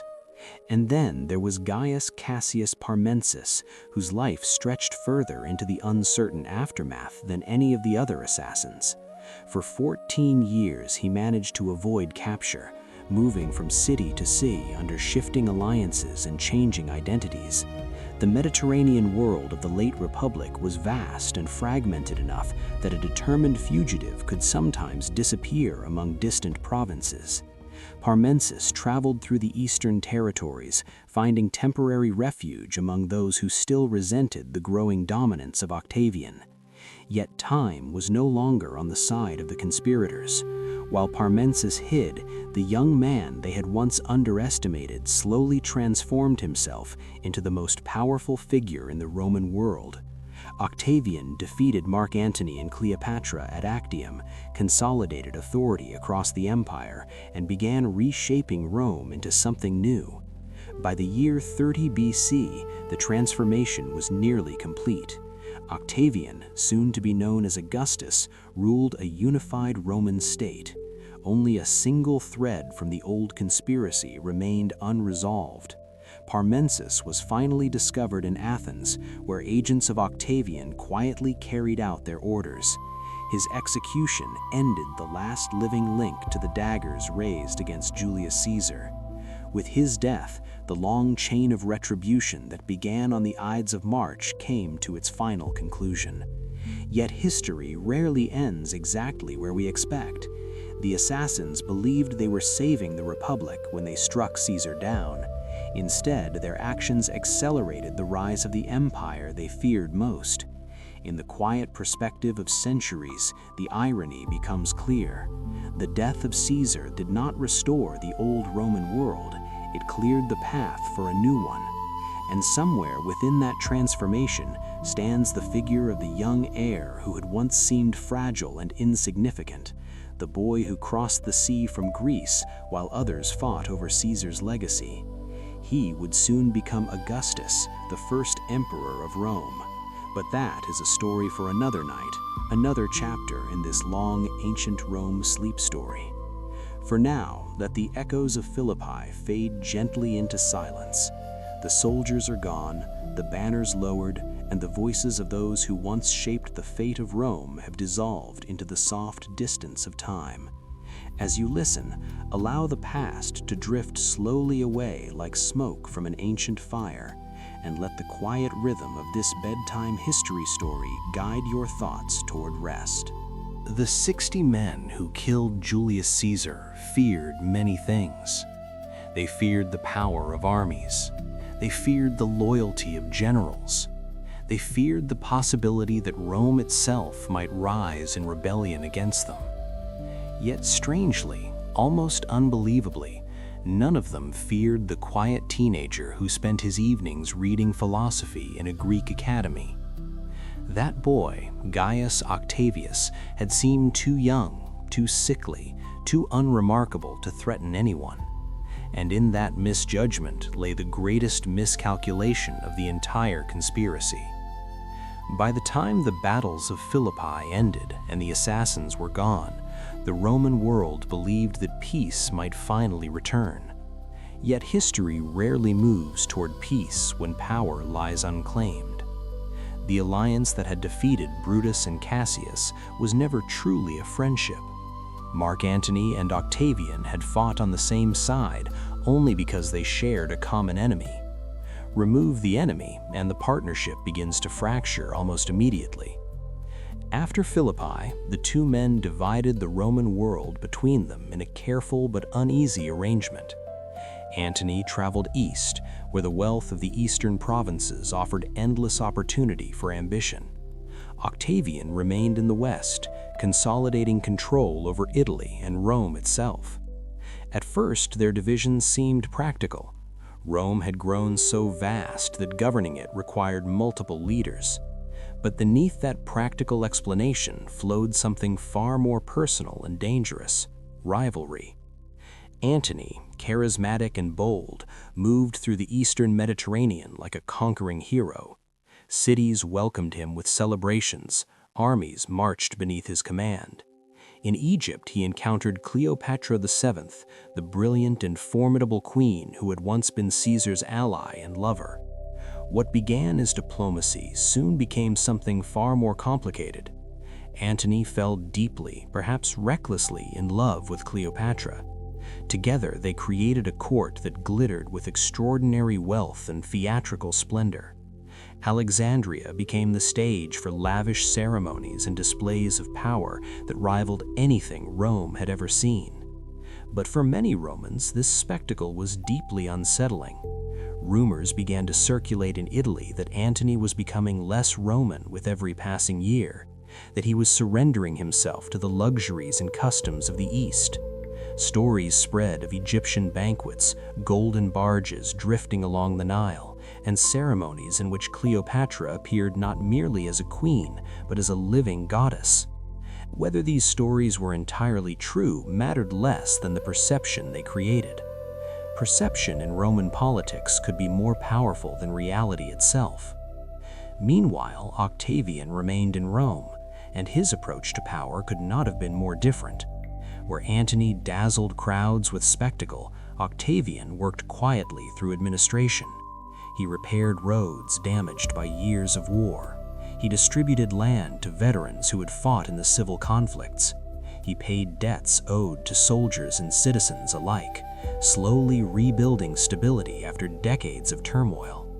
In speeches before the Senate, he spoke calmly of tradition, duty, and the ancient virtues that Romans believed had built their civilization. His tone was careful, almost humble, and that humility made him appear trustworthy. While Antony seemed to drift further into the exotic world of Egypt, Octavian made himself appear increasingly Roman in contrast. It was a transformation that unfolded gradually, almost invisibly. Octavian understood something profound about power. Swords could win battles, but reputation could win history. He did not need to defeat Antony immediately on the battlefield. Instead, he began shaping public opinion across Italy, quietly encouraging the idea that Antony had abandoned Rome while he himself remained its loyal guardian. Letters were read aloud in the Senate. Speeches were delivered in public forums. Slowly, the image of Antony began to change in the Roman imagination. No longer merely a victorious general, he was portrayed as a man seduced by foreign luxury, a Roman who had forgotten Rome. By the time open conflict finally arrived years later, the outcome had already begun to tilt. The decisive moment came in 31 BC at the naval battle of Actium. The fleets of Antony and Cleopatra faced the forces loyal to Octavian in the waters off the western coast of Greece. Yet the battle itself proved strangely brief compared with the long political struggle that had preceded it. Octavian's admiral, Agrippa, outmaneuvered the opposing fleet, tightening the noose around Antony's ships. In the middle of the engagement, Cleopatra's squadron suddenly turned and sailed away from the battlefield. Whether this was a calculated retreat or a desperate escape remains debated even today. What matters is what happened next. Antony saw Cleopatra's ships leaving the fight and chose to follow her. In a single moment, emotion overtook strategy. The fleet that might have challenged Octavian's power dissolved into confusion. The war that had once threatened to tear the Roman world apart ended not with a dramatic clash of armies, but with a quiet shift of loyalty and fate upon the sea. Antony and Cleopatra fled to Egypt. The following year, both were dead. Ancient tradition claims Antony fell upon his sword, while Cleopatra chose death by the bite of an asp. Yet even this dramatic ending may be partly legend. Some historians suspect poison administered in private chambers rather than the serpent's fangs. The truth has long since faded into the shadows of time. What remains certain is that with their deaths, the last rival to Octavian's power vanished from the world. And somewhere far away in Rome, the quiet young man who had once seemed so fragile now stood alone at the center of history, the final survivor in a struggle that had begun with 23 wounds on the body of Julius Caesar. If you are still listening tonight, traveling gently through this dark history for sleep, allow your thoughts to drift for a moment along the banks of the Nile where that story ended. The warm wind moves across the desert, carrying whispers of empires rising and falling. And slowly, quietly, the path of our history sleep story turns back toward Rome, where the future of the Roman world waits for the boy who refused to remain in the shadows. When the long rivalry between Octavian and Mark Antony finally ended, the Roman world entered a moment of quiet uncertainty. For nearly a century, Rome had lived with the rhythm of civil wars, assassinations, shifting alliances, and generals marching armies against their own countrymen. The death of Antony and Cleopatra in Egypt removed the last great rival to Octavian's power, yet victory alone did not guarantee stability. Rome had already seen powerful men fall before. Julius Caesar himself had stood at the peak of authority, only to die beneath 23 blades on the marble floor of the Senate. Octavian understood this lesson better than anyone. If he ruled Rome as a king, the Republic's defenders might rise against him just as they had risen against Caesar. If he appeared too weak, ambitious generals might challenge him. The solution he crafted was one of the most subtle political transformations in all of Roman history. In 27 BC, the Roman Senate formally granted him a new title, Augustus, a word that carried a sense of reverence and sacred authority. It did not openly proclaim him emperor. Instead, it suggested something quieter, almost mystical, a man elevated above ordinary citizens, yet still part of the Republic's structure. Officially, Augustus described himself as princeps, the first citizen of Rome. The Senate continued to meet. Elections continued to take place. Magistrates still held their traditional offices. To an outside observer, it might have appeared that the Roman Republic still functioned as it always had. But beneath that familiar surface, the balance of power had changed completely. Augustus controlled the armies. He oversaw the treasury. He commanded loyalty from governors across the provinces. Every important decision ultimately flowed through him, though rarely in a way that seemed obvious. It was a system built not on dramatic proclamations, but on quiet inevitability. Over time, Romans began to accept that this arrangement brought something they had not experienced in generations: peace. Historians later called it the Pax Romana, the Roman peace. Under Augustus, trade flourished across the Mediterranean world. Merchant ships sailed between distant ports, carrying grain from Egypt, wine from Greece, olive oil from Hispania, and silk from lands even further east. Roads spread across the empire like arteries, connecting cities and provinces into a single vast network. Travelers could move from Britain to Syria, following carefully maintained routes protected by Roman authority. Culture also blossomed during this period of stability. Poets such as Virgil and Horace wrote works that would define Latin literature for centuries. Architects reshaped the skyline of Rome with temples, forums, and monuments that reflected the growing confidence of the new imperial order. Augustus himself famously remarked that he found Rome a city of brick and left it a city of marble. The phrase was not merely poetic exaggeration. Massive building programs transformed the capital into a symbol of permanence and power. Yet Augustus's achievements were not limited to architecture. He reorganized the Roman military into a professional standing army with fixed terms of service.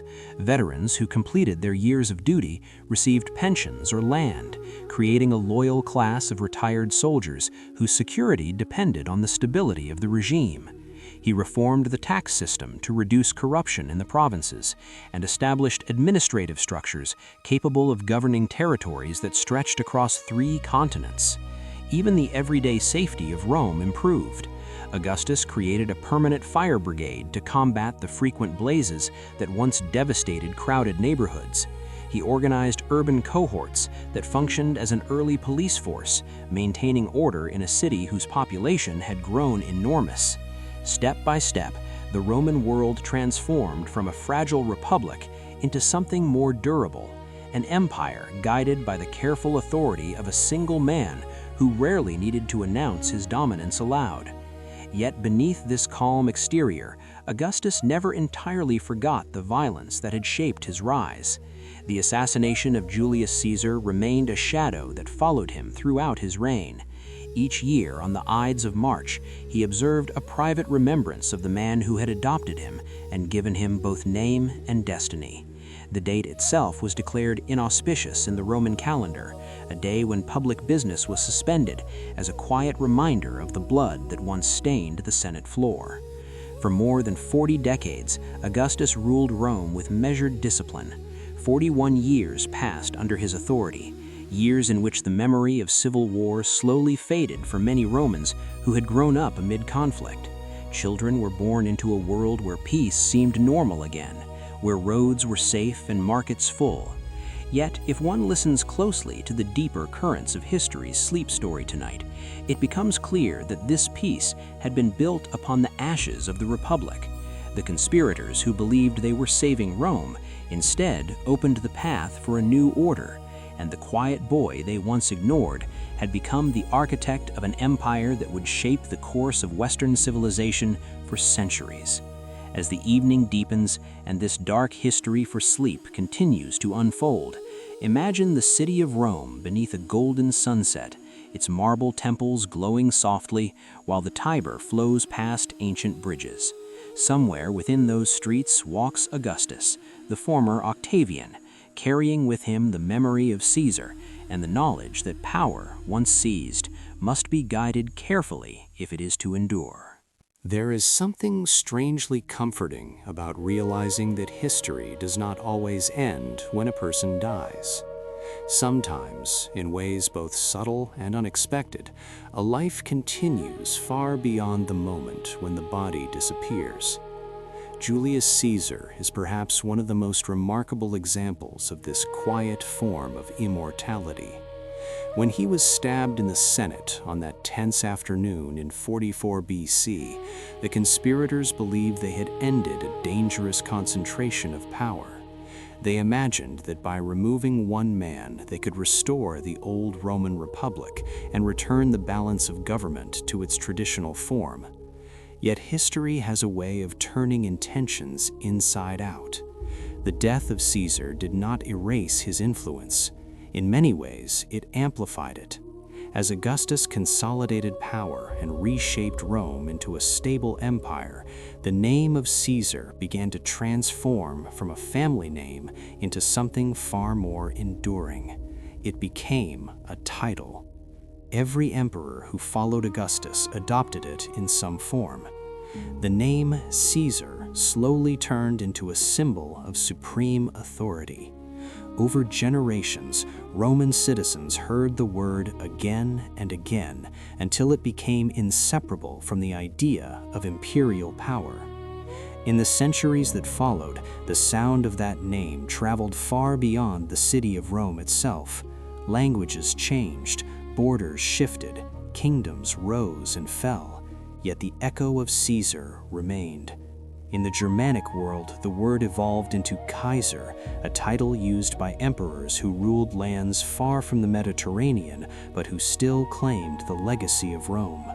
In the vast territories of the Eastern Slavic world, the name became Tsar, carried by rulers who governed enormous empires stretching across forests and frozen plains. The transformation of a single name into so many variations is one of the quiet wonders of linguistic history. Imagine that moment for a second. A man stabbed to death on a Tuesday afternoon in the Roman Senate became the root of imperial titles used across Europe for nearly 2,000 years. It is a strange and almost poetic irony. The 60 senators who lifted their daggers against Caesar believed they were ending his legacy forever. Instead, through the chaos that followed, they helped make that legacy impossible to erase.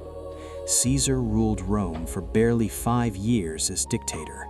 Many emperors ruled longer, some governed with greater administrative skill, yet none left behind a name that traveled so far through history. Even the calendar carries a faint memory of him. The month of July, once called Quintilis in the Roman calendar, was renamed in his honor shortly after his death. Each time the modern world reaches the middle of summer, it unknowingly repeats the memory of a man who walked the streets of ancient Rome more than 2 millennia ago. These are the small, almost invisible ways in which the past lingers. Names, words, traditions, fragments of language quietly preserving the shadow of a life long after the details have faded. And tonight, as you follow this gentle history sleep story through the centuries, it becomes clear that Caesar did not simply survive his assassins in reputation, he survived them in language itself.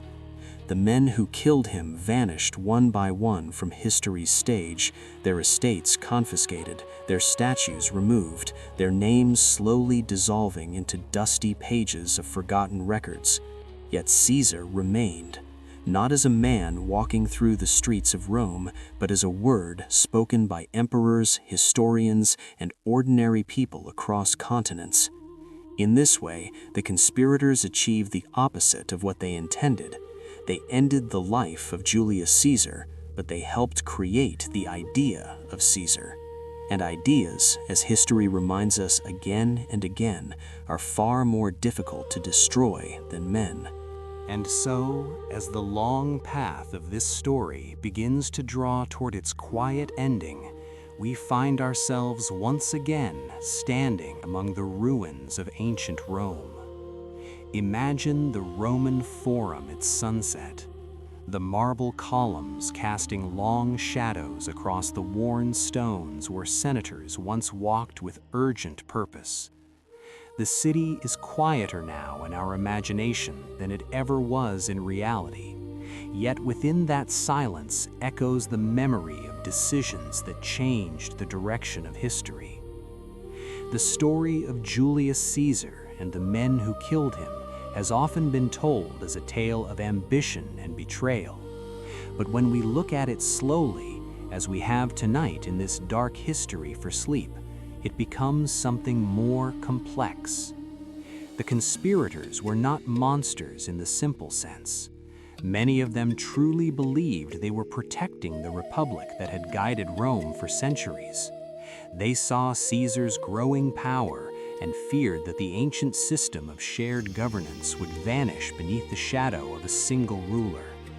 In their minds, the daggers they carried into the Senate were instruments of rescue rather than destruction. Yet history rarely unfolds according to the intentions of those who try to control it. The assassination of Caesar created a vacuum at the center of Roman power, and nature, as well as politics, has a deep dislike for empty spaces. When authority disappears, something inevitably rises to replace it. The conspirators had removed one man, but had not created a stable future to follow him. Into that vacuum stepped forces far larger than any individual senator could manage. Ambition, military loyalty, economic necessity, and the long exhaustion of a society that had endured decades of civil war. Octavian, the quiet young heir whom almost no one had feared at first, understood this shifting landscape with remarkable clarity. He did not simply seize power with violence. Instead, he waited, observed, and allowed events to move in directions that gradually favored him. Patience, more than swords, became the instrument of his success. By the time he emerged as Augustus, the Roman world had already begun to accept that a single guiding authority might be preferable to endless cycles of political chaos. The republic that Brutus and Cassius believed they were saving had been weakening for generations before Caesar ever crossed the Rubicon. Its institutions were strained by expansion, wealth disparities, and the ambitions of powerful generals who commanded personal loyalty from their armies. Caesar did not invent these problems. In many ways, he merely exposed them. When the conspirators struck him down, they hoped the old system would naturally restore itself. But systems rarely heal simply because one person disappears. Instead, the assassination accelerated the transformation that was already underway. From the ashes of the Republic rose the Roman Empire, a structure far more centralized and enduring than anything the conspirators had imagined. For 500 years, that empire would shape the Mediterranean world, spreading Roman law, language, and culture across vast distances. Roads, aqueducts, cities, and institutions built during that era would influence civilizations long after Rome itself faded from power. And so the strange paradox of this story becomes clear. The men who believed they were saving the Republic helped create the empire that replaced it. Julius Caesar, who ruled only briefly, became the symbolic ancestor of every emperor who followed. Octavian, the overlooked student from a Greek academy, became Augustus, architect of a new political order. Even the names of the assassins themselves survive mostly as footnotes in the margins of history books, while the consequences of their actions echo through centuries. Tonight, as this dark history sleep story reaches its final moments, we are left not with a simple moral, but with a quiet reflection. Power rarely disappears when challenged, it transforms. Systems rarely collapse because of a single dramatic moment. They change gradually, shaped by countless decisions made by people who believe they understand the future. In the fading light over the Roman Forum, we can almost sense the ghosts of those senators who once gathered there, each convinced that his actions would save Rome. Yet the world they imagined slipped away, replaced by something larger and more enduring than any of them intended. And perhaps that is the final lesson whispered by the ruins of Rome. History is not shaped only by the righteous, nor by the powerful, nor even by the violent. More often, it is shaped by those who are patient enough to wait, to endure, and to outlast everyone else. As the evening grows quiet and the embers of this sleepy history fade gently into the darkness, let the distant sounds of ancient Rome drift away like the last glow of a fading fire. The Forum grows silent, the marble statues stand beneath the stars, and the long story of Caesar and his assassins settles softly into the deep, quiet memory of the past. The story is nearly told. The swords have been sheathed. The empires have risen and fallen. Now there is only the quiet, and in that quiet, we can take one last slow walk through the path we have traveled together tonight. Imagine the sound of soft footsteps across ancient stone, echoing faintly beneath the archways of Rome. The air is cool, the city calmer than it has been for many hours, and the events we witnessed in this long, boring history for sleep drift gently behind us like distant lanterns fading along a road. Earlier tonight, we stood inside the Senate chamber of the theater of Pompeii on the Ides of March in 44 BC, when 60 men surrounded Julius Caesar with concealed daggers beneath their togas. They believed themselves to be liberators, defenders of the Roman Republic, men who had come to rescue their city from the shadow of monarchy. For a brief moment after the blades struck, some of them even believed they had succeeded. Caesar lay on the floor beneath the statue of Pompey, his blood dark against the marble, and the conspirators lifted their weapons into the air as though Rome had been reborn. But history has a quiet way of unfolding that rarely matches the confidence of the moment. Within only a few short years, nearly every one of those 60 senators would be dead. Some would die on battlefields under distant skies, their armies broken by rivals who marched beneath Caesar's name. Others would end their own lives when defeat became unavoidable, choosing the ancient Roman tradition of falling upon their swords rather than facing humiliation. A few would spend years fleeing across the Mediterranean world, hiding in foreign ports and unfamiliar cities, only to be discovered eventually by the agents of the new power rising in Rome.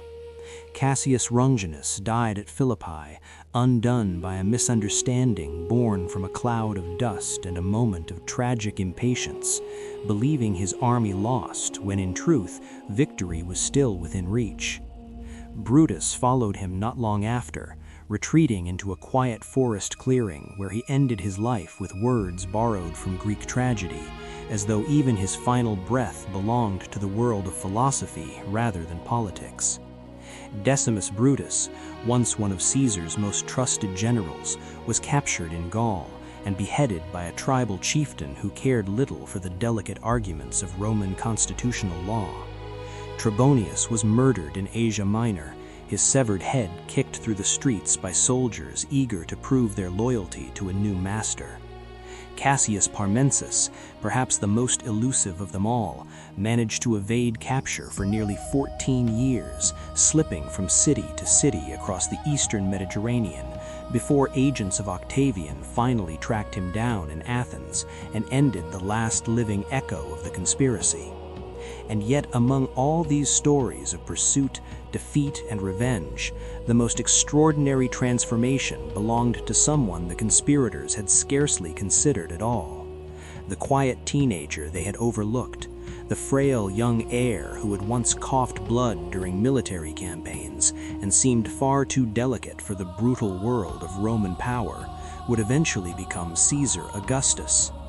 The boy who entered history almost unnoticed emerged as the most powerful ruler the Western world had ever seen. The republic that the assassins believed they were saving did not survive them. Instead, something larger and more permanent rose from the chaos they had unleashed. The Roman Empire, born from civil war and guided by the careful patience of Augustus, would dominate the Mediterranean world for centuries. Roads would stretch across continents, cities would rise from deserts and forests, and the name of Caesar would travel further than any Roman senator could ever have imagined. As this gentle history sleep story begins to slow, it becomes clear that the assassins did not simply fail to preserve the Republic. In many ways, they helped complete its transformation into something entirely new. The blades they raised on that March afternoon did not restore the past.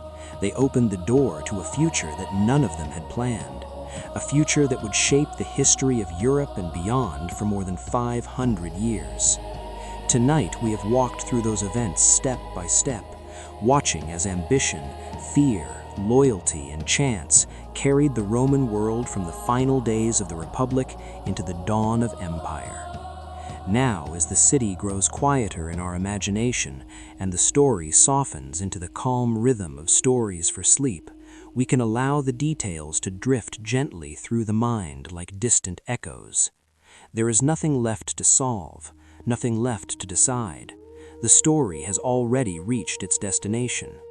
All that remains is to let the weight of history settle slowly into silence, and perhaps, if sleep is near, to allow these ancient footsteps to fade into dreams. Before sleep fully takes you tonight, before the quiet of the room becomes deeper than the story itself, there are a few small truths from history that drift gently around the edges of this tale like distant lanterns in the dark. They are not loud revelations or dramatic twists. Instead, they are quiet details, the kind that historians discover after centuries of careful reading, the kind that lingers softly in the mind and settle comfortably into stories for sleep. Let us begin with the moment that started everything. Julius Caesar was stabbed 23 times on the Ides of March in 44 BC, a number repeated in nearly every retelling of the event. Yet when Caesar's physician, Antistius, examined the body afterward, he reported something that feels strangely human beneath the weight of legend. Only one of those wounds was truly fatal. The second strike, delivered to Caesar's chest, pierced deeply enough to end his life. The other 22 blows, despite their fury and their symbolism, were the uncertain work of frightened men. Many of the conspirators had never killed anyone before. Their hands trembled, their strikes landed poorly, and the chaos of the attack made precision almost impossible. In a way, this detail transforms the assassination from the image of a perfectly coordinated political execution into something far more fragile and chaotic. 60 senators surrounded a single man, yet most of them were too afraid even to aim properly. Another quiet artifact of that moment still exists today in the world of collectors and museums. After Caesar's death, Brutus and Cassius attempted to present themselves not as murderers, but as defenders of liberty. To do this, they minted coins that carried a bold and unmistakable message. On one side appeared the inscription Ides Mar, marking the Ides of March. On the other side were two daggers flanking a small cap known as the pileus, the symbol of freedom granted to liberated slaves in Roman tradition. The message was clear: Caesar's death was meant to represent liberation. For historians, that coin remains one of the most striking pieces of political propaganda ever created. In the modern world, a surviving example of this coin sold at auction for more than $3.5 million, a small disc of silver carrying the echo of an ancient revolution. Yet perhaps the most fascinating figure to emerge from this entire story is the quiet boy who inherited Caesar's name. Octavian, who would later become Augustus, lived to the age of 75, an extraordinary lifespan for the ancient world. When we remember how fragile life could be in those centuries, with disease and warfare claiming so many lives early, Augustus's longevity seems almost symbolic. He survived battles, conspiracies, political rivalries, and the immense pressure of ruling an empire that stretched across continents. According to Roman historians, his final words were spoken with a hint of theatrical reflection. "Have I played the part well?" he asked those gathered near his bed. "Then applaud as I exit." Even in death, Augustus seemed aware that history was a kind of stage and that the roles played upon it would be remembered long after the actors themselves were gone. There is also one final place in Rome that still carries the quiet memory of Caesar's last moments. The theater of Pompeii, where the Senate had temporarily been meeting, was never again used for official gatherings after the assassination.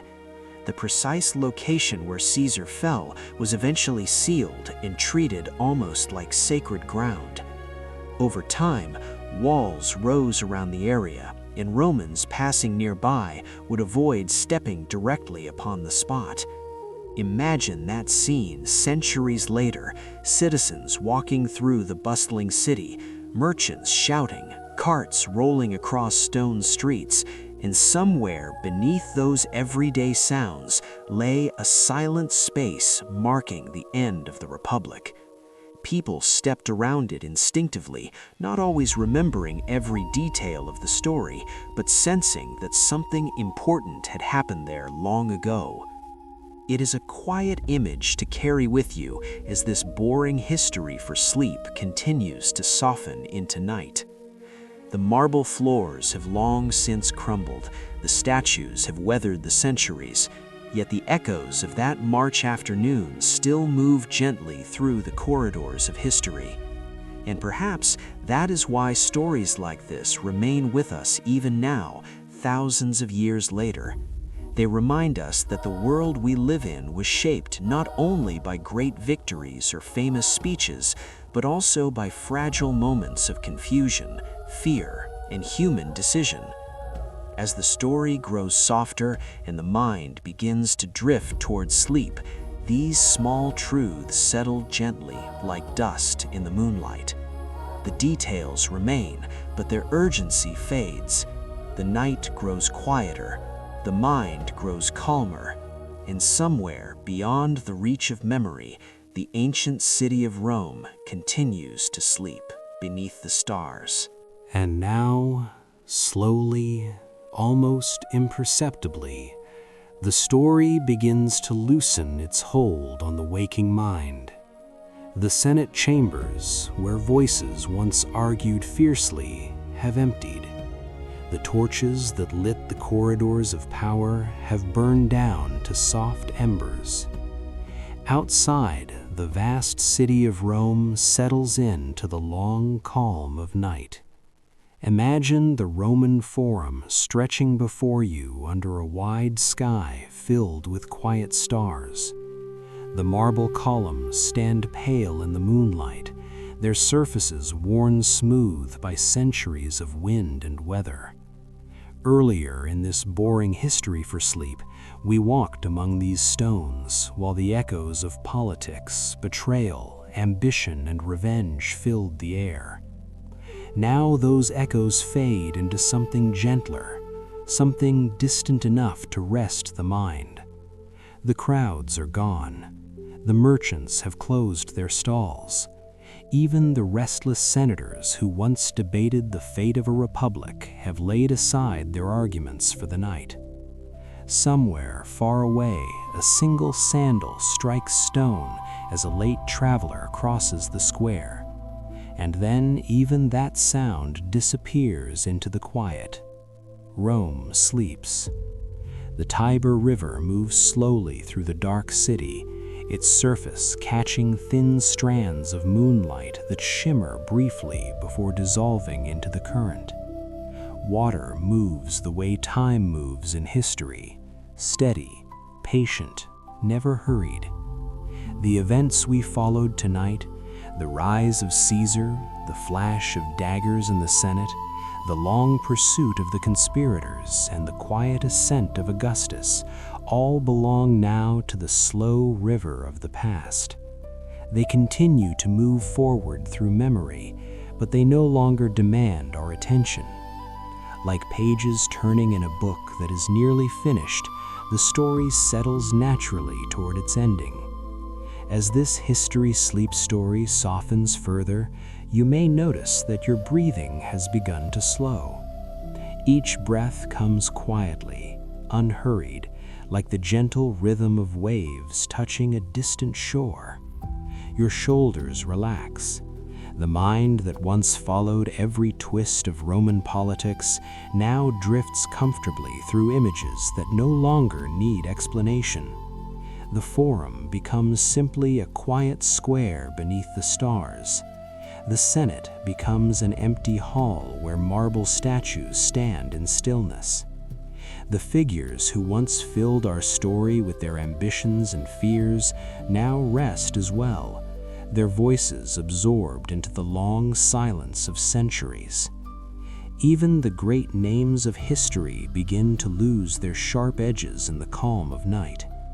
Julius Caesar, Brutus, Cassius, Augustus, once powerful men who shaped the course of an empire, now appear like distant silhouettes in the fading light of time. Their struggles, their triumphs, their mistakes have all become part of the same quiet landscape that surrounds us tonight. This is the strange comfort of sleepy history. The past, no matter how violent or dramatic it once seemed, eventually settles into stillness. The noise fades. The urgency disappears. What remains is simply the slow passage of time and the knowledge that every story, even one that shaped an empire, eventually becomes calm enough to rest beside. Perhaps your eyes are already closed now. That is perfectly fine. The story knows how to continue without needing your full attention. You can listen if you wish, or simply allow the words to move gently around you like a distant breeze passing through the ruins of Rome. The night does not hurry, the stars do not hurry, and neither does sleep. Tomorrow will bring its own questions, its own conversations, its own small battles of modern life. But tonight, those things are far away. Tonight, you are here, walking slowly through the quiet Forum of ancient Rome, where history has finally laid down its weapons. The stones are cool beneath your feet. The air is still. The city rests. And as the calm deepens, the mind discovers something that the conspirators, the generals, and even the emperors of Rome rarely allowed themselves to experience: peace. Not the peace of victory or conquest, but the deeper peace that comes when the world grows quiet enough to let the body rest and the mind drift gently toward sleep. If you are still listening now, somewhere in the quiet hours of the night, thank you for staying with us until the very end of this long and gentle journey through Roman history. The fire that began this story has burned low, the last embers glowing softly in the darkness like distant stars fading at the edge of the sky. Earlier tonight, we walked through the crowded streets of Rome, followed senators through marble halls, and stood beside Julius Caesar in the final moments before the Ides of March changed the course of history. We watched daggers rise and fall, saw a republic struggle to hold its balance, and followed the long shadows cast by ambition across the Mediterranean world. But now the story has reached the quiet place that all history eventually reaches. The battles have ended. The voices of the Senate have fallen silent. The armies have returned to dust, their banners folded by the slow passage of centuries. In the calm that remains, Rome itself feels almost peaceful, as though the city has exhaled after carrying the weight of so many generations. The moon hangs above the ruins of the Forum, casting pale light across broken columns and scattered stones that once supported the center of an empire. Somewhere nearby, the Tiber continues its steady movement through the sleeping city, whispering softly against the banks that have seen kings, generals, senators, and emperors come and go. In this stillness, it becomes easier to understand why stories from the past can feel so comforting when told as boring history for sleep. Time has already softened every sharp edge. The violence, the fear, the urgency that once filled these moments have long since dissolved into the quiet distance of centuries. What remains is simply the shape of the story itself, gentle enough now to rest beside the mind as it prepares for sleep. You may notice that your breathing has grown slower and deeper, each breath arriving with the calm rhythm of night settling around you. The mind that once followed the twists of Roman politics no longer needs to keep track of every name and every battle. The story knows where it has been, it knows where it has ended, and now it asks nothing more of you except to rest. Perhaps somewhere in your imagination you are still walking slowly through Rome. The streets are empty now. The lamps along the stone roads flicker faintly. The great statues that once watched over crowds of citizens now stand quietly beneath the sky, their marble faces worn smooth by centuries of wind and rain. Even the names that once seemed so powerful have become soft echoes in the distance. Caesar, Brutus, Cassius, Augustus. They belong now to the long memory of humanity, part of the great tapestry of sleepy history that stretches across thousands of years. And yet, even as their stories fade into calm reflection, the lesson of their world remains quietly present. Empires rise, republics fall. Power moves from one hand to another like water finding its path through stone. But the night continues, the stars continue, and the simple act of resting, of allowing the mind to drift peacefully beyond the noise of the day, remains one of the most timeless human experiences of all. So, if sleep has already taken you, then the story has done exactly what it hoped to do. And if you are still awake, listening to these final words as the fire fades into silence, then let the quiet of this moment carry you gently the rest of the way. There will always be more stories waiting in forgotten corners of history, more voices from the past ready to speak softly across the centuries. Next time, we may walk through another ancient city, follow another life that shaped the world, or uncover another quiet mystery hidden in the pages of time. But for now, the journey is complete. The embers fade, the room grows still. The murmur of history settles into silence. Sleep well tonight, dream gently, and when morning arrives on the other side of the horizon, the world will still be here, waiting patiently for the next story to begin.